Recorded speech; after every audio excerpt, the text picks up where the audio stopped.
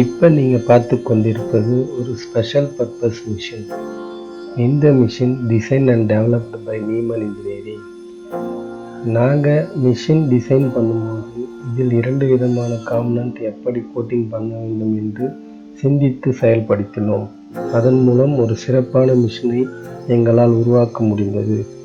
அதை எங்களின் கஸ்டமரிடம் விவரித்து அதற்கு அங்கீகாரம் பெற்று இந்த மிஷினை உருவாக்கினோம். இதன் மூலம் எங்களின் படைப்பாற்றல் உயர்ந்தது. இந்த மிஷினில் HMI PLC சர்வோ யூஸ் பண்ணியிருக்கோம். இதில் 2 விதமான காம்பனண்ட் கோட்டிங் பண்ண முடியும்.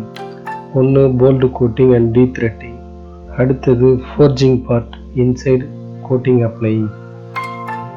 ஸ்பெஷல் பர்பஸ் மிஷின் பண்ணுறதுல நீமன் இன்ஜினியரிங் தனித்துவமான ஒரு நிறுவனம்.